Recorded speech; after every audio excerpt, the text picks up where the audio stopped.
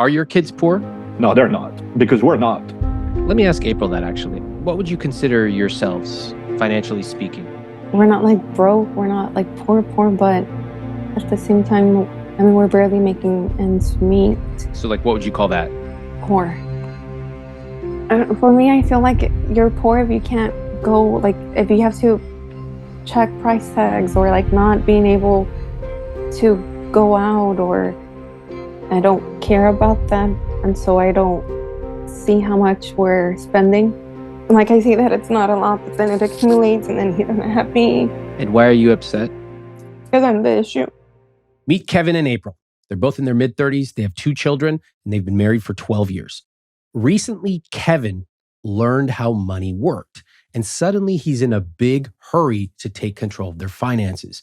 The problem is that April has no interest in it. She avoids talking about money. She continues to overspend, and this is causing a big problem.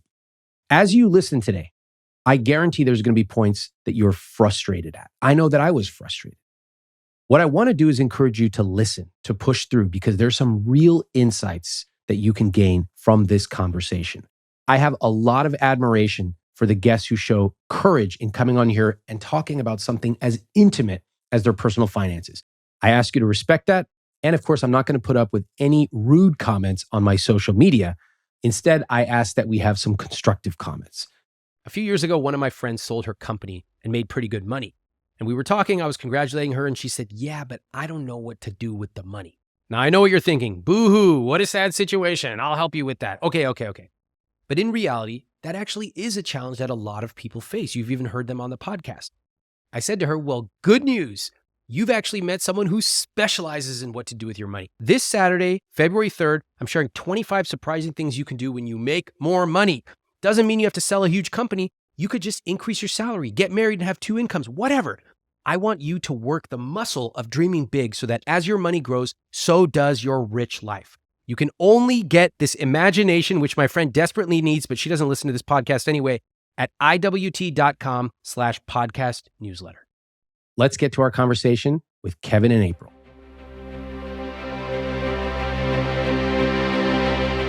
So we were at the house and I was asleep and he was awake checking, I guess, the bank statements. I heard him say something like, oh, or like something frustrated.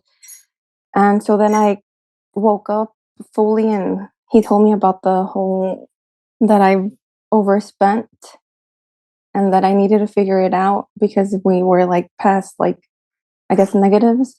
We went to work, we came back and I was thinking he wasn't so mad, but it was the opposite. He was still like very mad. And then what happened? Well, he got a piece of paper and a pencil and told me to figure it out, how we're going to pay for the credit cards. Okay. What'd you do?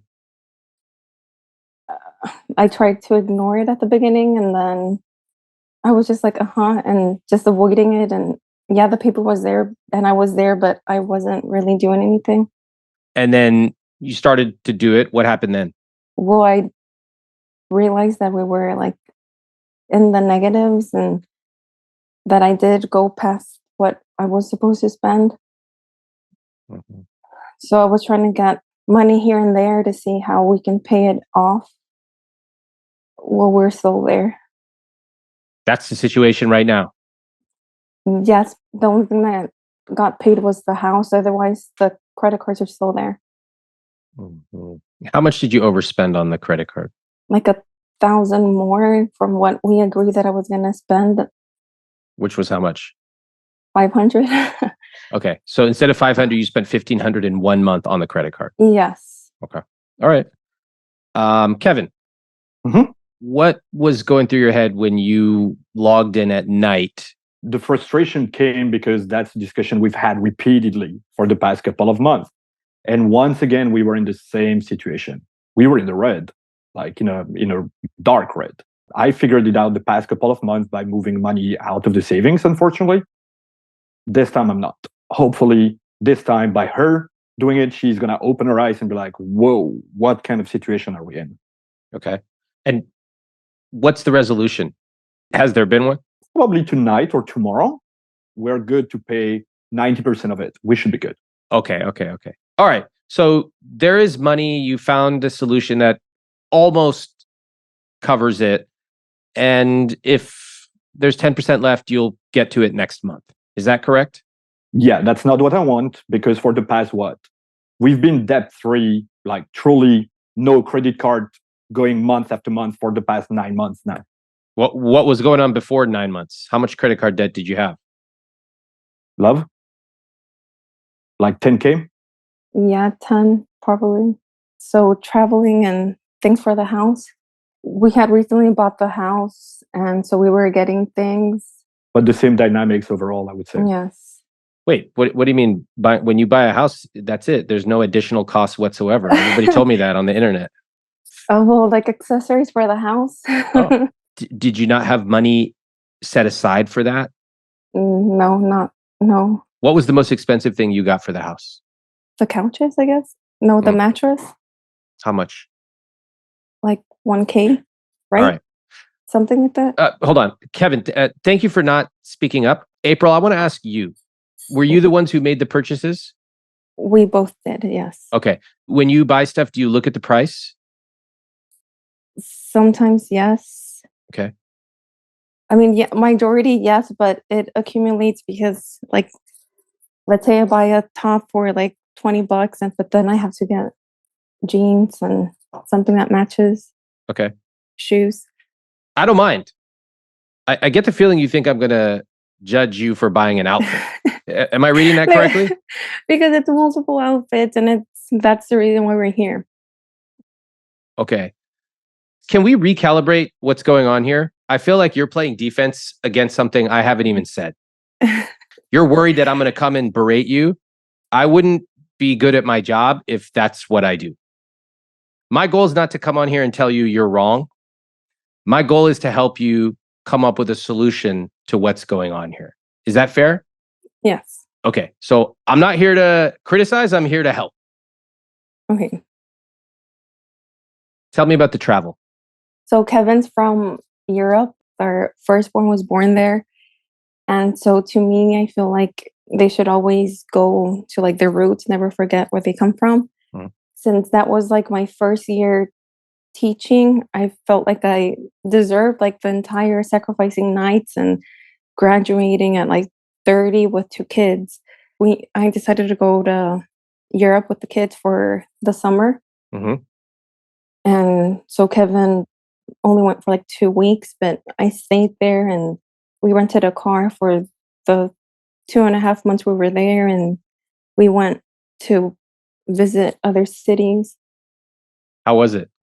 It was amazing. Yeah? What Yes. was your favorite part of that trip? I think just being back there and reliving the experiences that I had but now with the kids, where we Okay. got married, the park, the food, the restaurants, everything. And getting on the Thalys, on the railway, the train, just because they were so obsessed with it. Yeah. How old are the kids? One is 10 and the other one is 7. I love seeing the smile on your face when you kind of talk about these expansive things about traveling and taking the kids. I love it.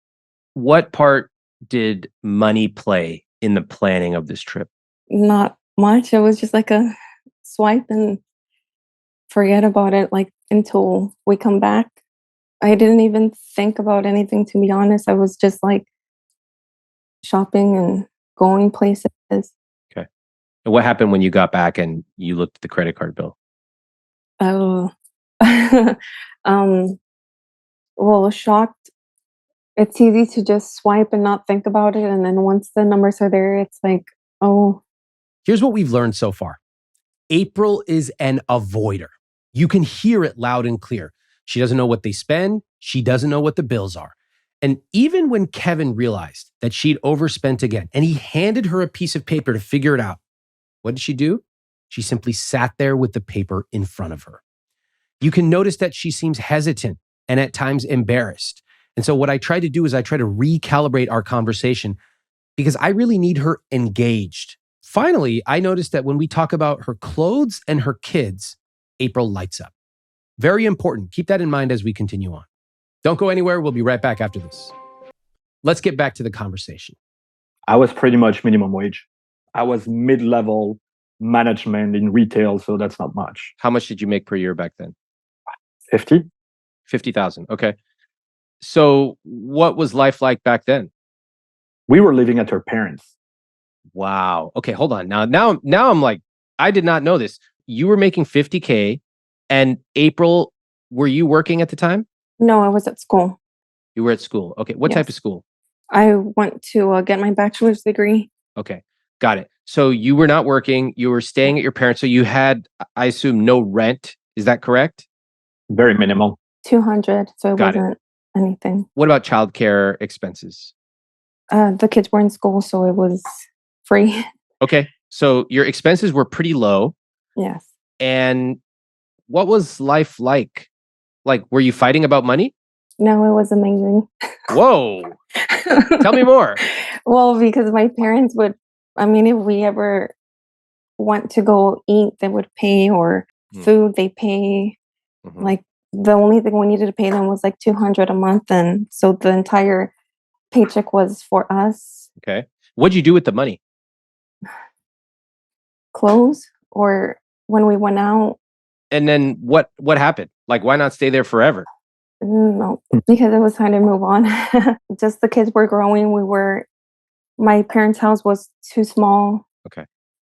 So once I graduated and I started my job, that's when we bought the house, and reality hit our faces. What was that reality?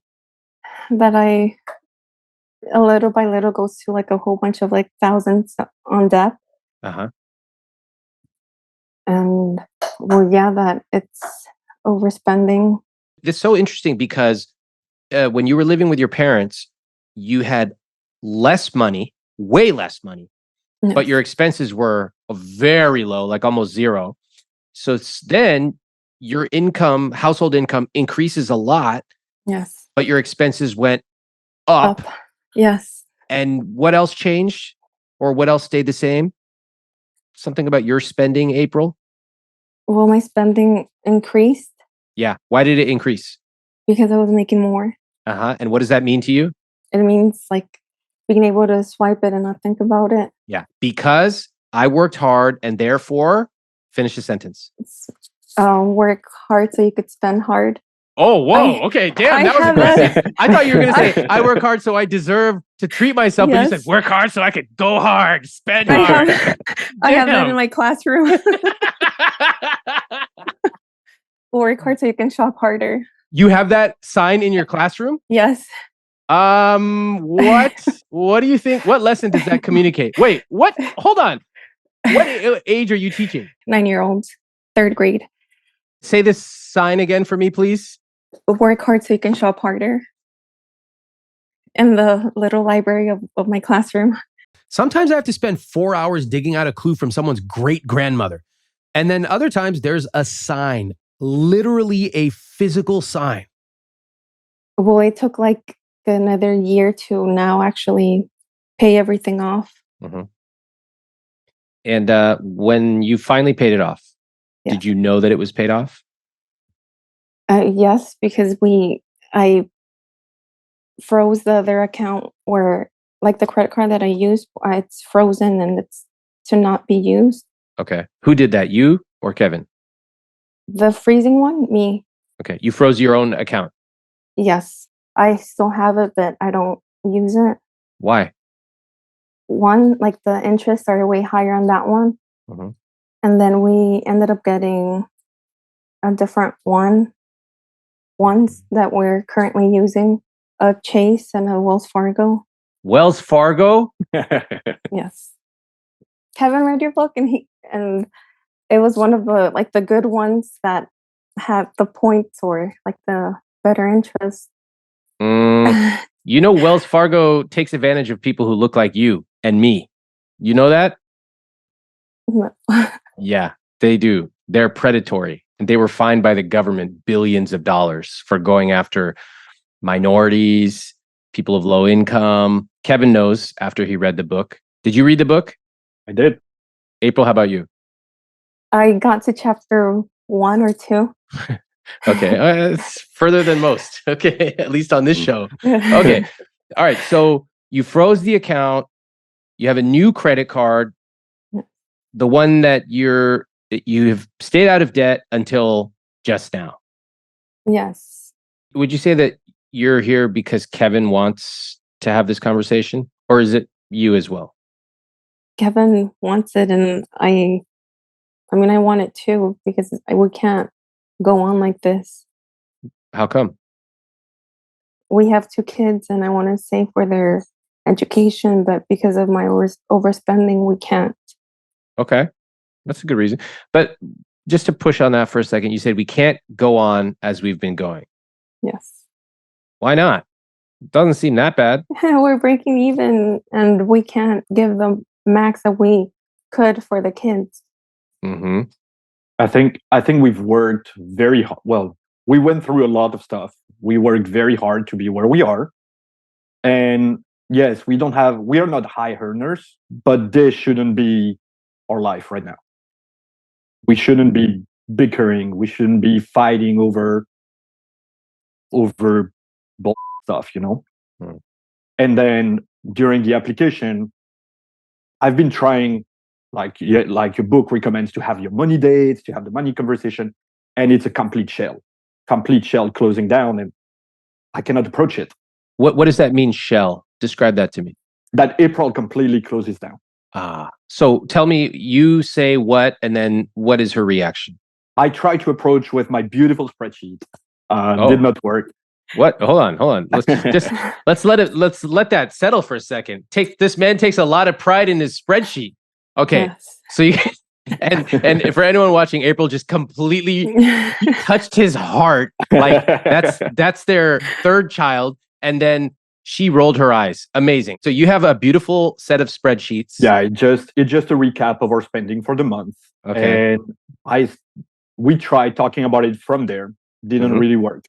There is no really reaction, and at some point there are emotions coming in from her, and I'm like, oh, I did something wrong. Emotion, like what kind of emotions? Tears. I cry. Oh. Why? I don't know, just seeing it. Like, I see that it's not a lot, but then it accumulates, and then he's unhappy. I'm upset also, so I cry, but then the next month is the same. And why are you upset? Because I'm the issue. Is that true? How so? Because I'm the one that goes to the store with the kids, and we're the purchaser. Purchasees. Purchaser. Yeah. So I'm the one that's buying the stuff.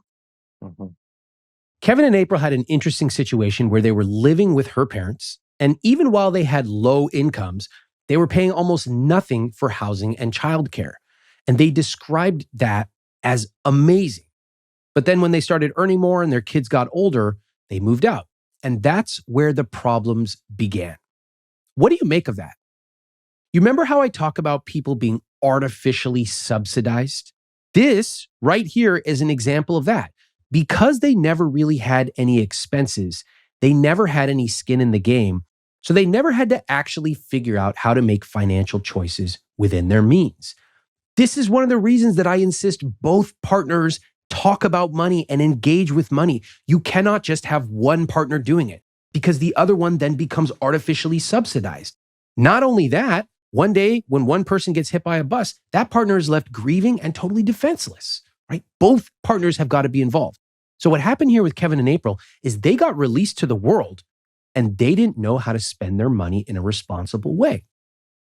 Now, I don't mind that they didn't know. I don't mind. None of us are born knowing how to handle money. But what really matters is if they, and specifically April, wants to change. If she does, I can help her. If deep down she doesn't actually want to change, there's absolutely nothing I can do for them. So what can I help you with? You're here. April, what can I help you with? And then Kevin, I'll ask you the same question. Mainly for me, the financial commitment of not overspending. I think I had kind of a mini midlife financial crisis or something like this. Mhm. And like when you run the numbers, you're like, oh, like it's not as bright as it looks. So we need to do something about it. And Let me so get we this. started. Hold on, let me get this straight. You were making close to minimum wage for a long time. No problem. Life was good. You were living with her parents, right? When you don't save and you don't invest and you don't put anything into your 401k, you have more money. That's true. That's a very good point. All right, so then you move, you get a house, but still you're not fighting. There's no problems. But it was only when you started to get educated about money, Yes. that's when the fighting started. And I'm not gonna lie, I'm usually the one initiating. Okay, so this is quite interesting. April, when you think about getting educated about money, Mhm. what does that mean to you? To have goals and to stick to them. But what happened when Kevin got educated about money? The fighting began. My crying began. Yeah, so can I ask that question again and you give me an honest answer? Yeah. What does being educated about money mean to you? What happened? Well, like it was an eye opener where like I didn't know I was spending that much, and I really need to be committed to saving. Yeah. Would it be fair to say that, like, are you committed to saving? I feel like I need to and I have to. Okay, that's a no. Well, yes, like I need to save and I need to stop Mhm. buying things. You ever hear people say, like, I need to go to the gym? Yes, Do those people go to the gym? we don't. So, can I ask the question again? Because I asked April, are you committed to saving money? And your answer was, I need to, just like I need to go to the gym. Yes, I'm committed. I don't know what that means. It's just a word. Look at my face. Do I look convinced at all? No, Are you convinced the way you're talking about it? I mean halfway yes and no. You can't make a big change if you don't believe in it. Yes, yes. That was fast. What just changed in the last 10 seconds ago? What happened? Well, yes, like I am and I need to and I have to and yes. All right, I'll take you at your word. I appreciate that. Cool. That makes my job easier. All right, Kevin. So you got educated about money. You shined a light on what was going on, which previously it was like having an attic where you never go up there. And it's like, who cares? There's nothing up there. And then one day you go up there and you're like, oh my God, there's like 30 rats up here and a spider web. And it's just like, this is insane. What happened then when you shined the light? So the first thing I wanted was for her to start following me along, not to be alone talking about it, and for her to understand what some of the stuff means. And so I tried to ask her to read a book. The book sat on her nightstand for a month. Okay. And every other day I was like, all right, so maybe one chapter a week. All right, did you read it today? Did you did? And nothing. And so at some point I gave up. Looking back now, when you approached her excitedly about this book, what do you think her perception was? That's a good question. Why should I? Keep going. It's hard. It's hard for me to put myself in that place because after reading it, I saw the benefits of it. And we were not in the same mind space at that moment, I think. Well, let me rewind for a second. Let's pretend I came to you 5 years ago and I gave you this book. I said, you really should read it. So cool. What would you have done? Not read it. Why? Because there was no point for me at that time. Oh, why is that? Why would there have been no point for you? Because I did not come to any realization that I needed it. Okay. Everything was going pretty well. Wow. I think you're very perceptive. Now, let me ask the question to you again. When you handed that book to your wife and you asked her to read it, what do you think her experience was? What was she feeling? The same. Why would I need it? Because everything seems to go well. Right. But the part I do not understand is that before reading your book, the numbers were showing something different. And so I was like, all right, that's the first step to get help, you know? What if she's not ready to get help? What if she doesn't even see the need for help? Then that's also a reason we applied. So for April, when you say everything is going fine financially for her, let's just assume that that's true for a second. We're going to check with her in a minute. Describe that. How are things going fine for April from her financial perspective? She can go shopping when she wants. Mhm. She has been used in the past to eat out on the weekend, and that's what was happening. Mhm. I mean, there was zero consequences to any of the behaviors. Things are fine, even though I know I need to save for the kids. We need to save, but it's not happening. What would she tell herself to reconcile those two things? I can do it later. Bingo. I can start later. Yeah, I'll get to it later. We all do that. Oh, I'll go to the gym later. I'll clean the house later. I'll organize my desk later, and on and on. That's so normal. That's as human as it comes. Now, let's check with April and see if any of this is true. April? Yes, I think it's, we'll come back to it later, or we can start later. There's no real reason for April to read the book. If I put myself in April's shoes, I'm thinking, life was great until my husband read this godforsaken book called I Will Teach You to Be Rich. Then he started concocting this elaborate spreadsheet, trying to get me to sit down and look at these stupid numbers. We get in fights all the time about money. I'm good. I'm exaggerating, but what do you think of the basic point? Yes, I agree. And then he bought the journal and we sort of started off and we didn't finish it. I don't know. I think it was, for me, like my dreams were about traveling, while his were like about stability or investing. When I thought, or when I think about money, I don't think about that. I think about like the happiness about going places. How do you think Kevin feels that you won't engage with him on money? I'm in denial or just not interested. Allow me to be the person who is very direct with you. Kevin is telling you that he needs you to be interested in money for your family. Yeah. And at every turn, you are rejecting him. Hmm. How do you think that makes him feel? Upset, What else? angry at me, Mhm, frustrated with the situation. mhm. You want to ask him? How do you feel, Kevin? Defeated. I'm gonna say defeated. It's just feeling alone, you know?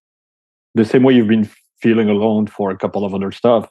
I feel alone in there, and it's the way that we could, like, together we would make so much progress much faster. Here we are dragging back. And I don't know, I have the feeling there is no long term, you know? Yes. Like it's the short terms. Oh, let's spend at, I don't know, at the mall. Let's go eat out Friday, Saturday, Sunday. But in my mind, like it's amazing. I would love to go to Disney, to Africa, to Bora Bora, to Europe, to Italy, wherever. But like this year, we're not going to be able to go on vacation. And that's sad. That's extremely sad to me.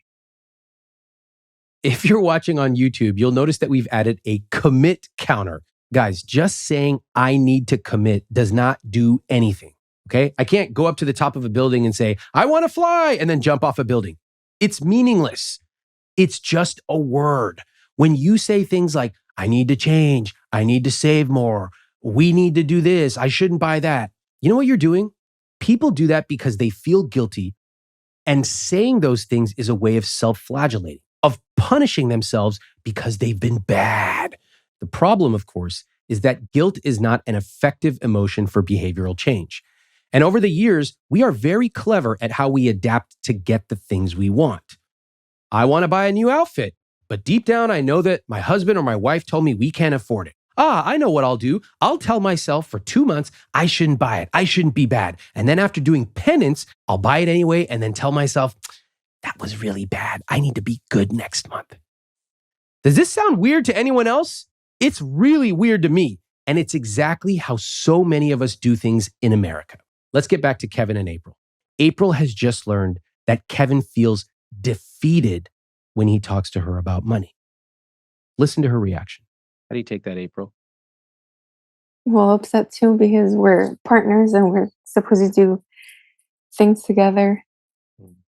What did he say when he told you how he felt?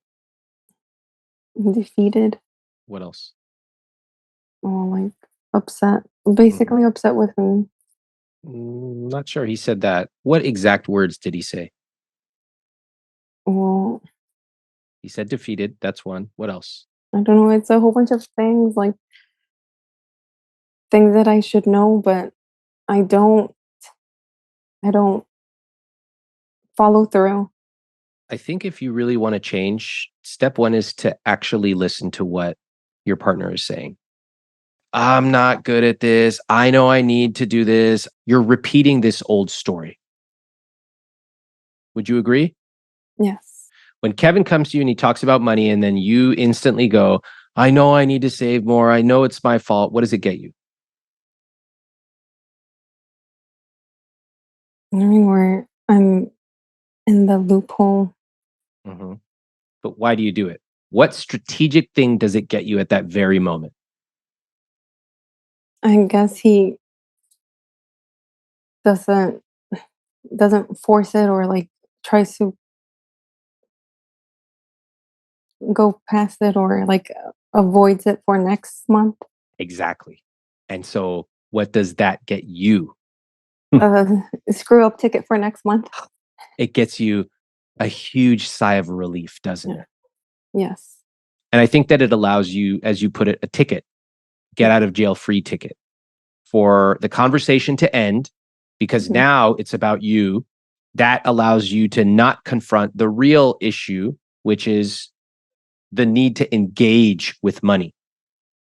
That seems highly destructive to a relationship where you want to grow together. Yes. What if you could do that? I mean, I hope I can. Let me ask the question again. What if you could do that? It would be amazing. Okay. What's stopping you? Overspending on unnecessary things Why? because I just want instant gratification instead of like long term. Now we're getting honest. Let's talk about your family. What do you remember hearing your family talk about when it came to money as you were a child? My dad's a big saver. He doesn't really like to do anything because he just likes to save. Okay. So my mom was a stay-at-home mom until I was in middle school, and then she started working. But before, when she was in Mexico, she was a teacher. Okay. Like you. Yes. Well, my mom likes to also save, but she also likes to shop. Okay. Keep going. Macy's, Sears, 579, every, All of them. yes, Like how often would you go shopping at the mall? like once a week. Once a week. Okay. How do you feel about those memories? Like, how do you feel? Oh, like heartwarming memories and awesome childhood. Yeah. There's a lot of love in Yes. those times with your mom. Yeah. You still go shopping with her? Yes. How often? She's my go-to shopper like once a week. Oh, still? Yes. Where? Okay, this is interesting. Where do you shop now? At the mall still, like Same place. in same places, yes. Sometimes she buys me stuff and other times I buy it myself. Uh-huh. Uh-huh. Were you spoiled as a kid? I mean, not spoiled, but like they would buy me stuff. Kevin, what was that look on your face? Yes, she was. Based on the size of her closet, I've never seen a closet like this.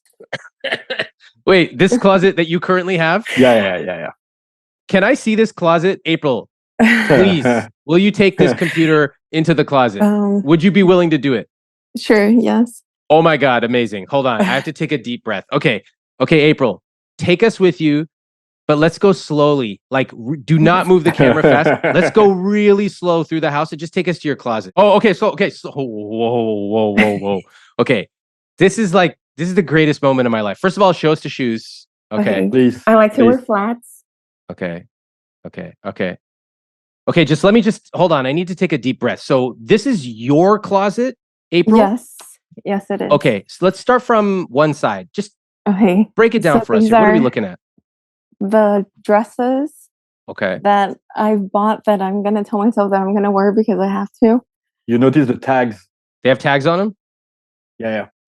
All right, what's next? Pants, short dresses, blouses, comfortable t-shirts, regular t-shirts, other short sleeve blouses.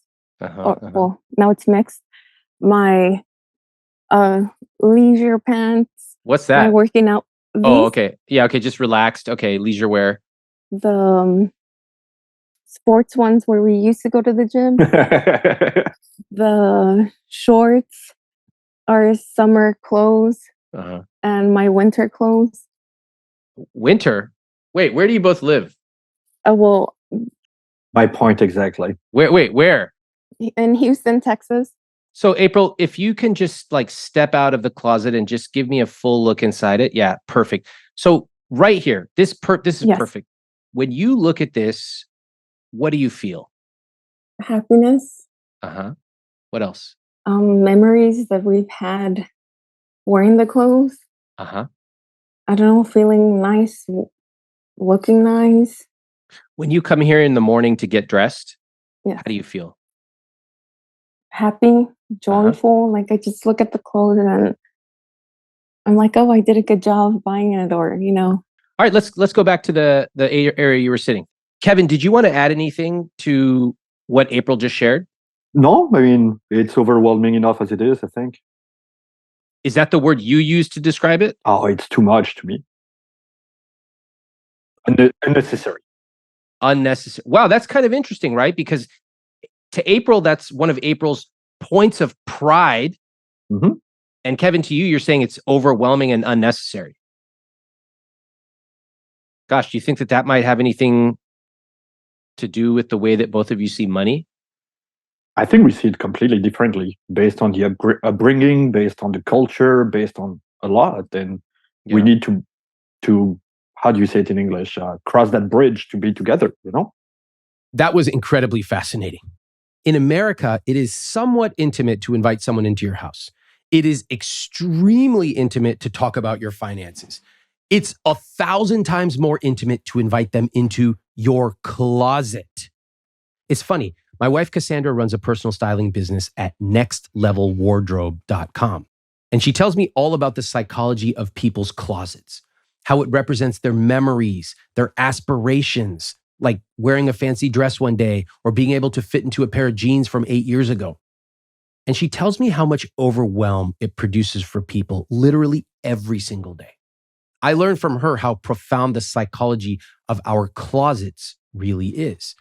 That's why you saw me getting so excited for April to show me her closet, because I know that it reveals so much about what she values. In fact, I'd say it's the first time she's really opened up to me today. Well, my dad doesn't really like to. When we were little, he would like to travel. As we got older, he started to get boring. So he just stays home, and everything with him, it's like, oh, well, how much did this cost? How much is this? It's all about cost. Yes. Okay. How does that make you feel? Well, at some point I did have that into consideration growing up, but then I started making my own money, and now it was like, haha, let me get it. Right. Can I translate? Tell me if this is accurate. Dad was obsessed with cost. I always had to tell him how much everything cost. Mm-hmm. Now that I earn my own money, I'm never thinking about that again. Yes. All right. What else happened as you got to be a teenager with money in your family?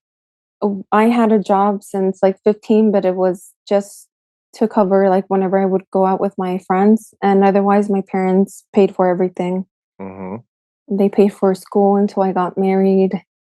They paid for the car, the insurance, the phones. What did they say no about? Hardly nothing. Okay. They never said no. Not that much, Mm-hmm. no. Mm-hmm. Do you ever say no to your kids? Not that much, no. Hmm. Is that a problem or not? Yes. It's because they grow up and they're a me. What does that mean? Well, that they're gonna overspend and not think about the consequences. I'm doing the same things that I grew up with.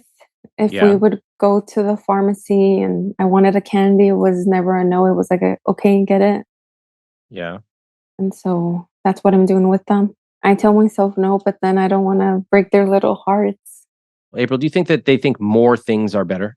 Yes. Is that a good or a bad lesson for them to learn? Bad lesson Why? because it shouldn't be like that. They should be happy with what they have. Okay. And what about all the things in your closet? It shouldn't be like that. Uh-huh. When you said that, you knew you weren't telling the truth, right?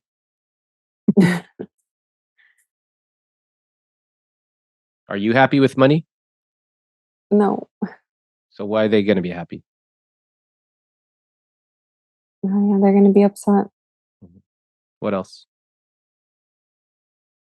They're going to be upset that their parents didn't teach them, didn't guide them for the proper ways of dealing with money. April is very good at telling herself stories.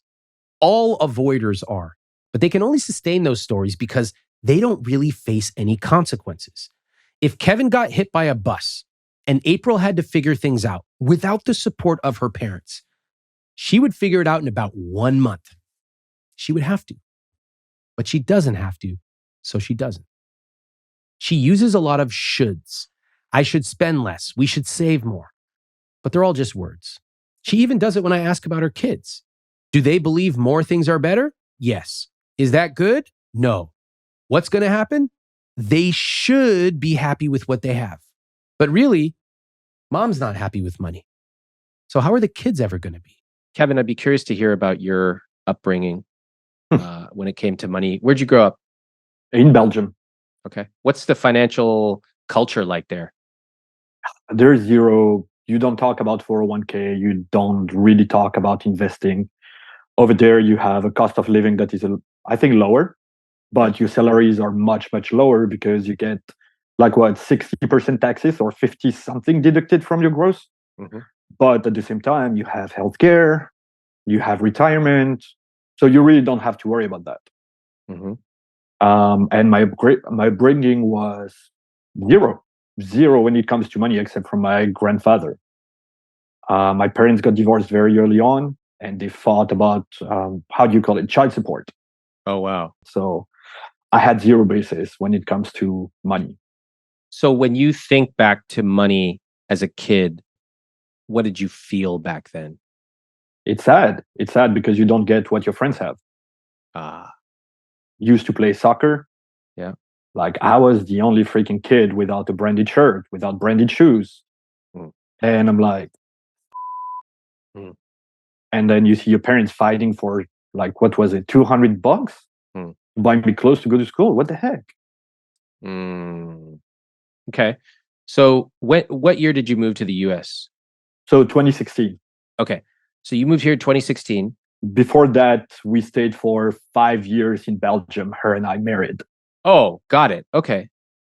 but the weather was too depressing, so we moved back. But for my parents, no, not really much. My dad would spend all his money drinking. So Okay. How about your mom? she would try to make ends meet as much as she could, and a little bit like April, she would try to buy stuff to make me happy, Would be what? PlayStation, internet when it was fancy to have internet. Did it work? I was not happy. Now I don't want that for my kids ever. For them to have the same feeling of how do you call it? Deprivation. To feel like, oh, am I poor? Are your kids poor? No. They're not. You laugh. No, they're not. Because we're not. Right. Because we're not. And let me ask April that. What would you consider yourselves, financially speaking? Well, we're not like broke, we're not like poor, but at the same time we're not making, we're barely making ends meet. So like, what would you call that? Poor. Notice the huge disparity between how they characterize their own finances. Kevin laughs at the idea of them being poor, but April has a totally different definition of it. We'll be right back. Let's take a look at their numbers. You can follow along with your own free conscious spending plan template at iwt.com/CSP. Was this the first time you've truly engaged with your household finances? Yeah, to be honest, yes. I don't know what company we were on with the electricity or internet. I don't know any of that, and I don't care about them, and so I don't see how much we're spending. Kevin, why don't you read off the word in bold and then the number next to it? All right, assets, $335,300. All righty. Next. Investments, $44,268. Next. Savings, $2,381. And debt, $302,000. Total net worth? $79,949. All right. Let's look at income. All right. This one's going to be April. April, what is your combined gross monthly income?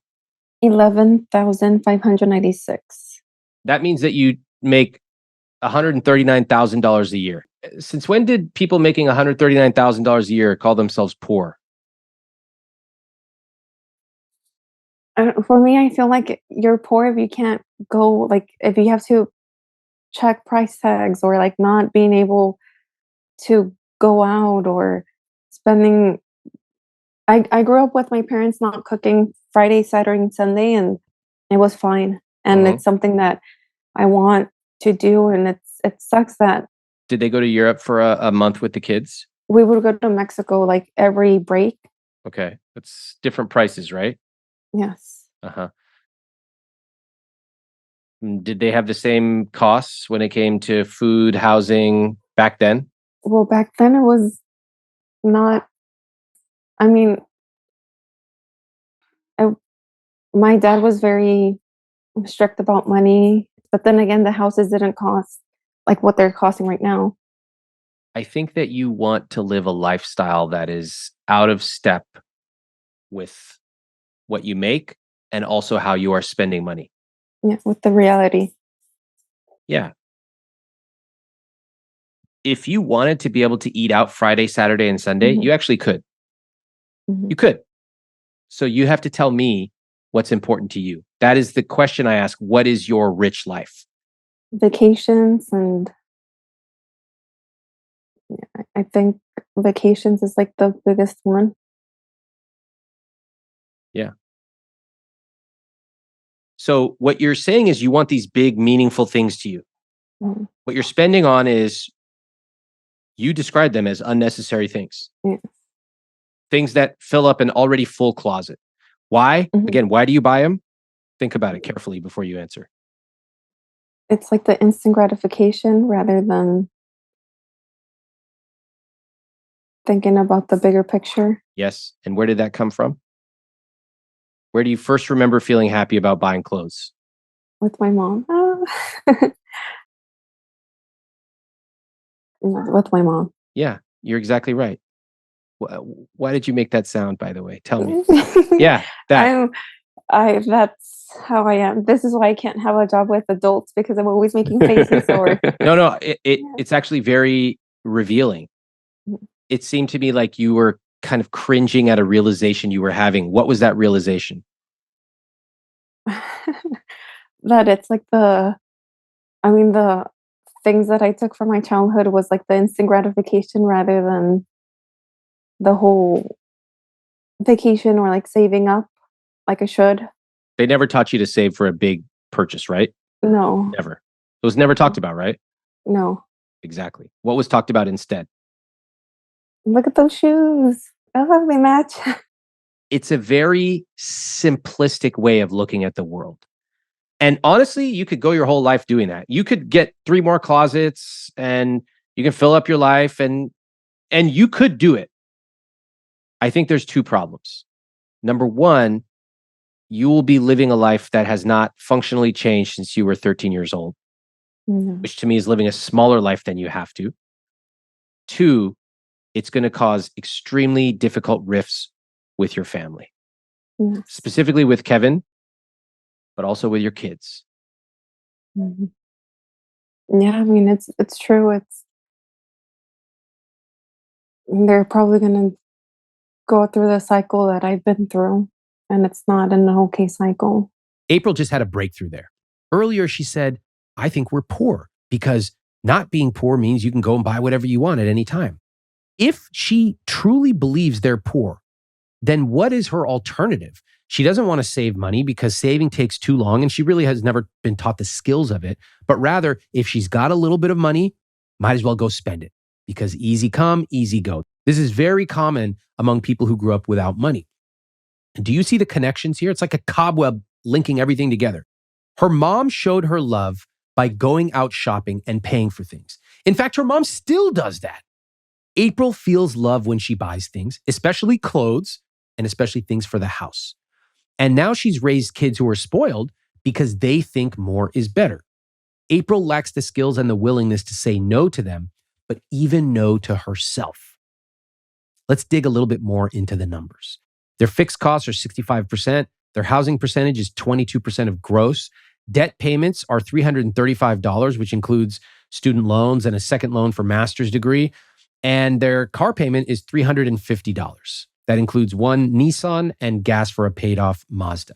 Groceries are what the $1,800 a month? Insane. What is this? Organic milk, organic eggs. It's insane. Who shops? Both of us. Yes, Who wants to break it down for me? we have more animals to feed. We have a total of 6. RAMIT'S theory of American pet owners is they never, ever stay with one species of animal. They get a dog and then they instantly switch species, cross species across the entire taxonomy. So it's like a dog and a cat or a dog and a gerbil, a dog and a parrot. So tell us what kind of animals you have. So right now we have a snapping turtle, a red ear slider, 2 African tortoises, the bearded dragon, and the dog.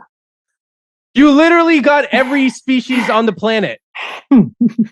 What's a red-eared slider? What is that? So it's like the typical, like the water turtle that have the red patch on the ear. Okay.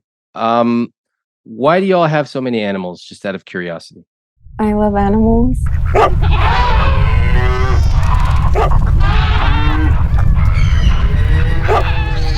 I believe that they shouldn't just survive on kibble, so they have a variety of food. Like what? Please tell me. Crickets, roaches, worms, lettuce, romaine lettuce. Oh, I guess I was less interested in what they eat. How much does it cost? 200 maybe at most. Per month. There. At most. Can we agree that you're probably just like spending a lot on human food? Is that fair?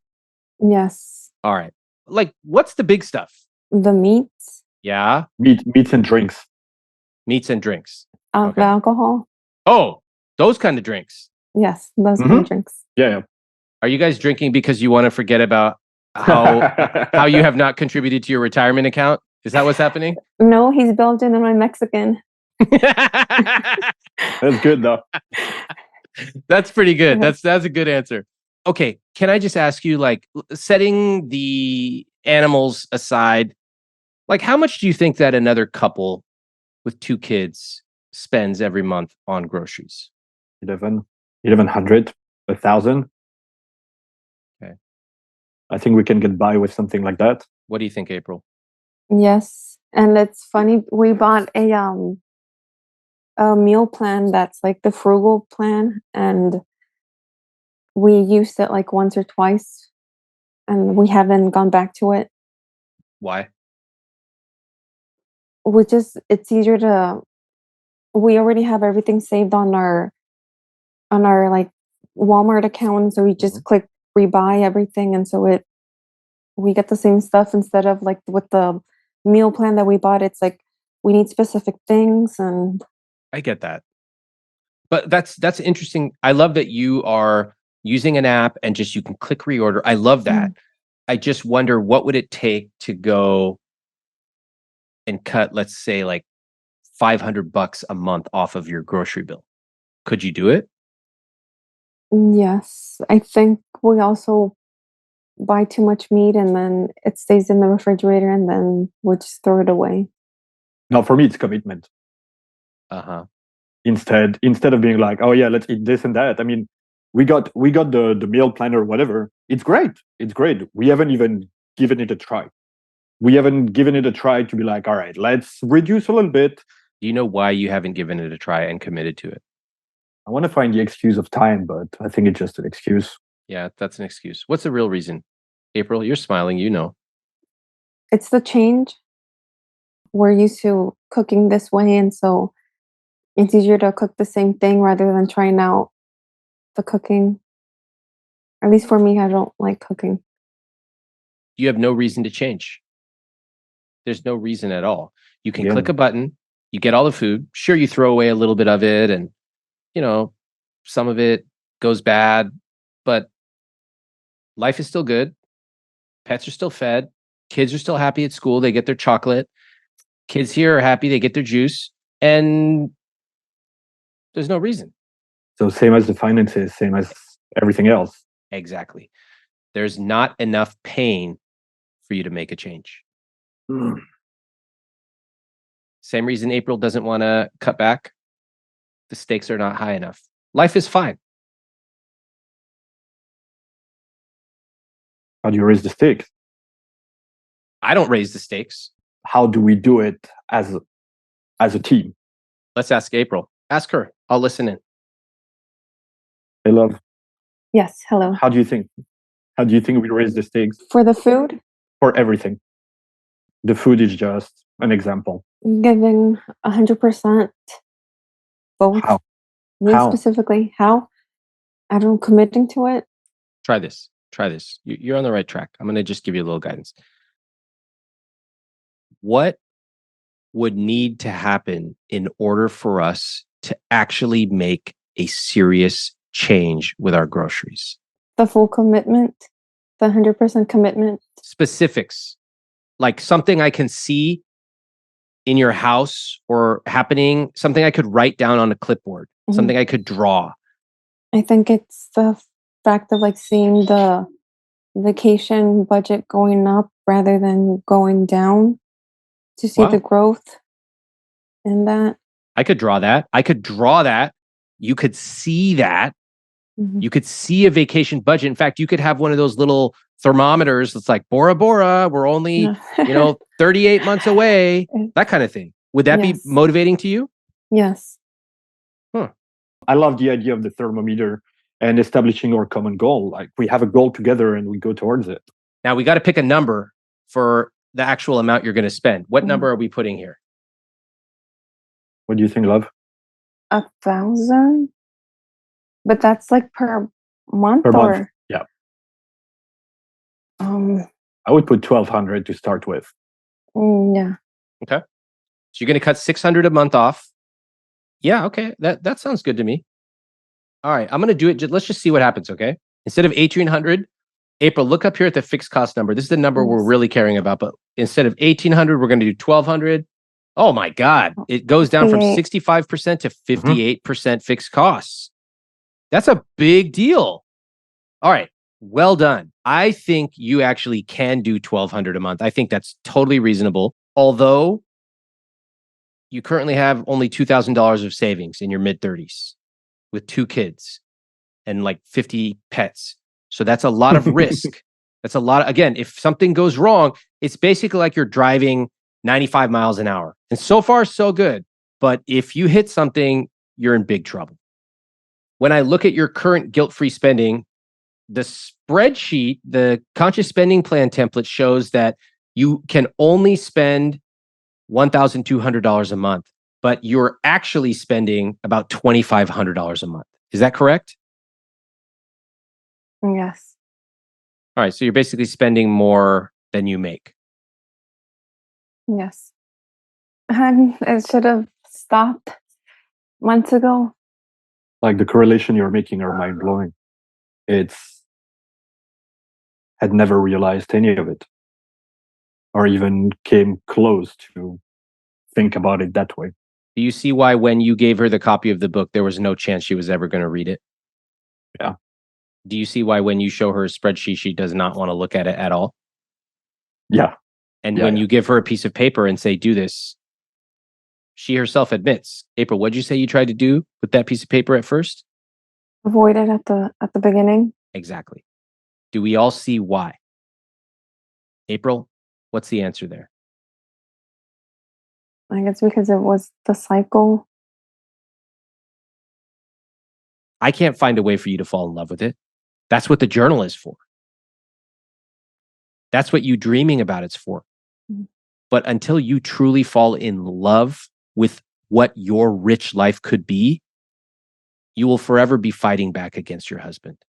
You'll forever be fighting back against engaging with money at all. Mhm. If you're spending $2,500 a month on guilt-free spending, what's the obvious solution here, April? Not spending it and moving it to something else. Okay, tell me, what are you going to do specifically? Not like with regards to like spending, not carry the credit card. Actually have the cash. Okay, I like that. Wow, that's a good answer. So you're going to take out the cash. How much are you going to take out Yes. per month? The plan was for me to not spend more than 500. They don't need so much clothes. I don't need so much clothes. Just buying the necessities instead of the wants. Do you want to go clean out your closet right now? uh, not right now. No. Yeah, that's an honest answer. Yes. hmm Seems like you're losing your breath right now, even thinking about it. Yes. Why is that? Stressful? Well, yes, it's stressful, like not having to buy unnecessary things.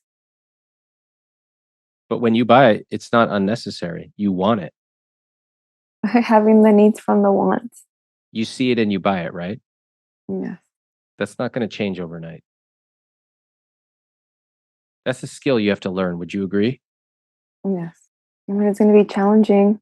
Yeah. So if I put you in a mall with your mom who you've been buying stuff with for literally 20 years, what are the odds that you're going to walk out of that mall week after week never having spent any money? Well, I mean, like not a lot.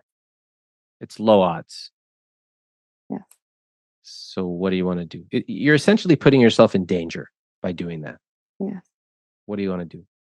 Not go to the mall with her. How come you're not telling your mom about the financial part of it? I think that was more my dad.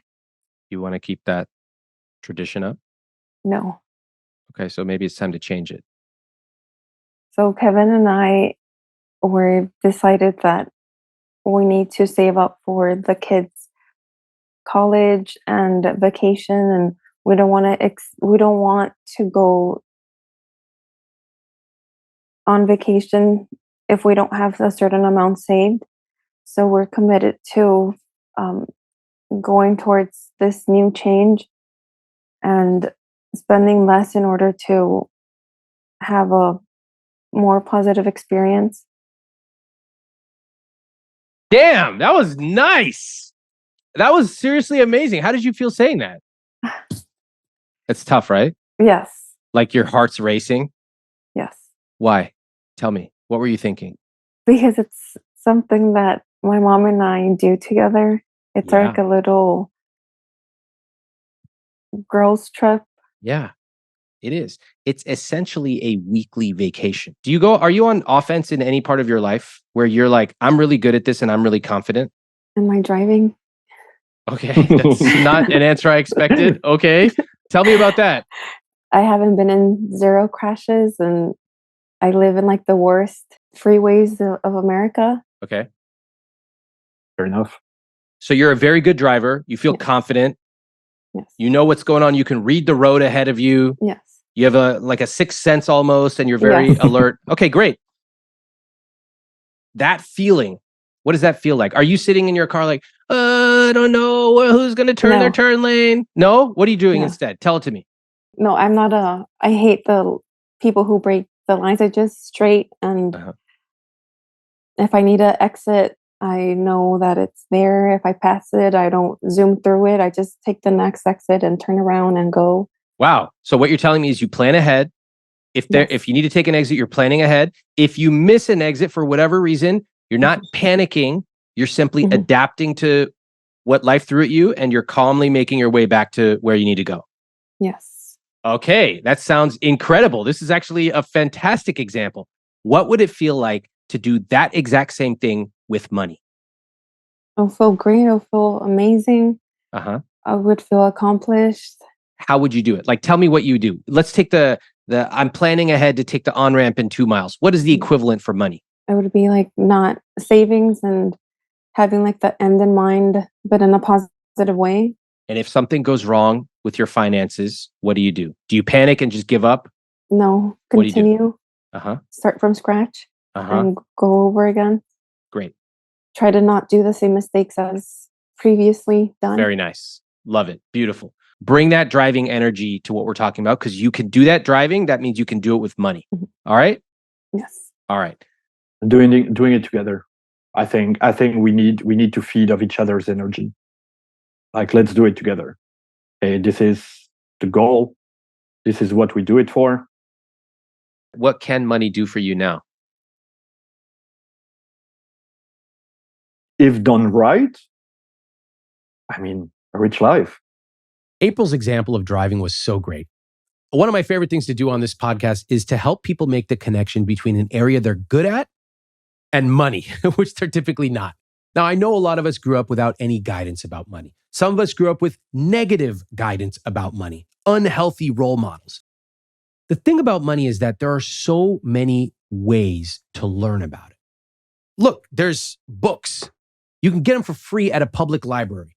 There's podcasts, there's YouTube, there's so many places to start. And so while I understand that there's a lot of things against us, even structurally so, I also want to encourage you to take some personal agency. You can learn how to be good at money. And that's really what's going on here. It's not as much about the numbers. There's two dynamics that I saw. First of all, April is an avoider, a deep avoider. She's never had to face money. She's never had any consequences for it. So why would she change? Number two is that in a relationship, when one partner starts to make a big life change, you will often see a huge wedge being driven between the partners. Now, this frequently happens with weight loss or fitness. This frequently happens with money. One partner will finally decide, I'm going to take control of money. Let's do this. And the other partner's like, why? We've been fine for the last 12 years. What's the problem? And as one partner becomes more and more advanced with money, they start to understand the consequences of not taking action and all the costs of not doing anything for the last 12 years. The other one's like, why are you being like this? Why are you getting on my case? Things were good before you read this stupid book called I Will Teach You to Be Rich. The point is, if you make a change, you have to be very sensitive about how to encourage your partner to come along. And sometimes it works and sometimes it doesn't work. Let's check out their follow-ups. First, Kevin. What was surprising to me, the first thing was more of a shock when I heard April said that she felt that we were poor. I did not know anything about that. The second thing that was surprising to me is how quickly you were able to uncover the different dynamics at play with us.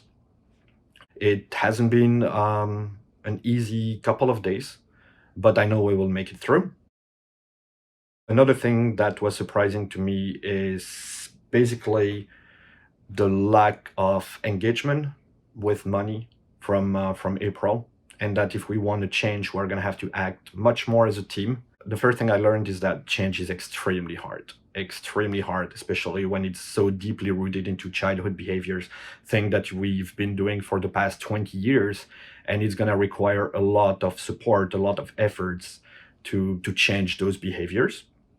The second thing that I learned is that if we don't change right now, our kids are already 10 and 7, the same behaviors, the same patterns are going to be passed on to them.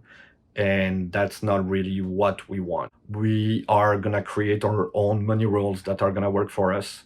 And we are probably going to send you an update 2.0 in a month or two to see how things are going. And now, April's follow-up. For me, what surprised me the most was the fact that I'm still doing the same things that I was doing with my mom 30 years later. And, well, that is a negative impact on me and on my family. I learned, I didn't even think about it, but about having like the negativity about money if it didn't came to shopping. And that's something I guess growing up, I just the instant gratification with the money and then not thinking about anything else, or like having my dad with the how much did this cost. What I am committed to change is being more proactive when it comes to paying for the credit cards. So that's something and a step that we took this month where I paid off the all the credit cards. I checked the bank statement. So I think it's being more proactive with paying, and then also with how I'm spending the money. So another thing that I'm committed to change is instead of carrying the cards with me, it's better to have cash. That way I'm not so tempted to swipe it and call it a day. So it's something that I'm committed to doing. But thank you for everything. Bye. Okay. I appreciate their follow-ups, but I have to tell you, I wasn't really satisfied with what they said. I wasn't sure what they were actually going to do. So we sat on this episode for a month, and I asked my team to reach back out to Kevin and April to get another follow-up, because a month later, I wanted to see what changes they had made. Now, they sent me about a one-page letter. I'm going to read off some of the things that they told me. Kevin said, I changed jobs with a very minor pay cut, but on the flip side, I'm eligible for a $20K performance bonus, which I will work hard to achieve. April took on additional sessions, which will give us about $200 extra per month. Then they sent me a follow-up on their commitments. I'm going to read you some of what they wrote to me. We decided not to meal prep because it is just plain boring, but our monthly grocery bill is going to stay right at the 1K mark. April is really working hard on her shopping habits and has not bought any unnecessary clothing since our call. April is in charge of credit card statements and payments to make sure she stays on track. We have updated our CSP and will monitor it at least twice a year. We agreed that having a fancy vacation this year was not sustainable, and we are now saving towards our next vacation where we're going to take the kids and go train hopping around Europe in 2025. Change is still really hard, and we know that we will face challenges this year, but we are committed to being better together for our future. Okay, Kevin and April, thank you for the update. I appreciate it. And I am happy to hear that you are making some changes. What I hear in this a month later is a lot of things that they will do. You know, we will monitor our CSP twice a year. We will try to achieve this bonus. April is really working hard on her shopping habits. But what I didn't hear were specific things that you have already done. And after a conversation with me, that first month is the most fertile time where you are able to make huge changes and put systems in place. By the way, I also didn't hear anything about April shopping with your mom. That was a huge part of our conversation. And it's underneath so much of the dynamic of what's going on here. So I do appreciate the follow-up. I'm not hearing a lot of specifics. And for everybody watching and listening, what makes real change happen is a strong, powerful vision, a reason why, and then specifics, vivid specifics and systems that help you make real changes. Just saying we will do this or talking about commitments, it's usually not going to be the key that changes things. Thanks again, Kevin and April. I wish the best for you. Please keep me updated. Does this dog want to be in Hollywood as well? Yes. Come on, get up here, little dog. No. No. Oreo. What kind of dog is that? A lab mix that I got from one of my students. Oh, wow. All right. Hi, Oreo. I hope America sees that I can have a nice conversation with a dog. You know, I love these beautiful creatures.